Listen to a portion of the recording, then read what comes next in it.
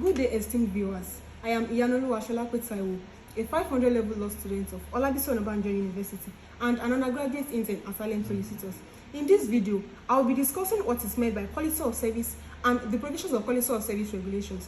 By the end of this lecture, you will get to understand what is meant by quality of service and the salient provisions of quality of service regulations.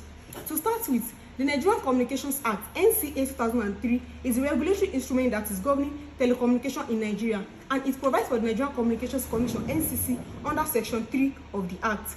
Also, one of the objectives of the NCC under Section 4, subsection 1, paragraph B of the NCA is that it promotes and protects interests of consumers against unfair practices in matters relating but not limited to tariffs, charges, and effective communication service. Section 70 of the NCA gives the NCC regulatory mandates, and with this mandate, they have been able to publish some regulations. One of them is Quality of Service Regulation of 2013. What then is quality of service? Quality of service is the totality of the characteristics of a telecommunication service that are based on the ability to provide for the needs of consumers, either expressly stated or impliedly. As to the scope of the quality of service, Regulation 3 of the Quality of Service Regulation stipulates minimum standard of quality of service to be provided.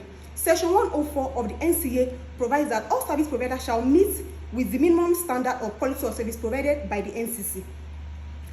As to the objective of the quality of service, under Regulation 2 of Quality of Service, it protects interests of consumers against unfair practices in matters relating but not limited to tariffs, charges, and effective communication. It provides a handful of information so that consumers can have informed choices as to what service to choose. It improves performance of interconnected network, and it assists telecommunication marketing. Some of the issues that have been addressed by quality of service regulation include the standard time frame for a consumer's complaint to be resolved, according to Regulation 8. This means that all service providers shall resolve consumers' complaints within the time that has been stipulated in the regulations. Failure to do this will mean that the service provider has contravened the provision of the regulation and shall be required to compensate the consumers and also pay additional fine as required by the NCC. A service provider that fails to a service provider shall be sanctioned where the occurrence of a consumer's complaint has exceeded the time that has been stipulated in the first schedule of the quality of service regulations. Generally, a service provider that fails to comply with the quality of service regulation according to Regulation 13 is deemed to have contravened the provisions of the quality of service regulation and shall be required to pay an amount of 50 million naira for such contravention and 25 million naira each day the contravention subsists. According to Regulation 7 of the quality of service regulations, the service provider is required to measure the quality of service data and submit it to the NCC within the time stipulated. Refusals to do this will mean that they have contravened the provision of quality of service regulation and will also be required to pay an amount of 50 million naira for such contravention and 25 million naira each day the contravention subsists. A service provider that publishes false or misleading information about the quality of service is also deemed to have contravened the provision of quality of service regulations according to Regulation 13. In January 2012, when the regulation was established, the NCC gave the service operators a grace of 2 months to meet with the targeted key performance indicator stipulated by the NCC. After the lapse of 2 months, the NCC found out that the 4 GSM operators in the country, MTN, Globalcom, Airtel, and Etisalat, as then it was now known as 9Mobile, failed to comply with the key performance indicator, and the NCC fined them a total amount of 1.17 billion naira. The service provider, however, contended that imposing fine on them was unnecessary because the key performance indicator was unattainable in Nigeria's operating environment. However, the NCC met with service providers that are willing or have the intention to meet with the key performance indicator later in the future, and as a precondition to pay the fine, the service provider made the NCC establish a path that will make them to progressively meet with the KPI later in December 2013.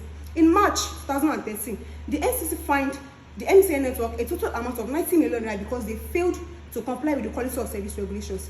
In February 2014, the NCC fined 3 service providers, MTN network, Globalcom, and Airtel, total amount of 647 million naira because they failed to meet with the requisite KPI for the month of January 2014.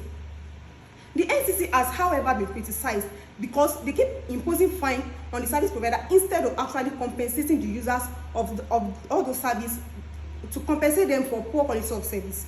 For example, National Association of Telecommunication Subscribers, NATCOM, suggested that the user of service should be given 10,000 naira each to compensate them for the poor quality of service. The NCC, however, maintain that imposing fine of them is the best way because it will eat into their finance and they will be unable to make returns to their shareholders, which will actually propel them to enhance their quality of service.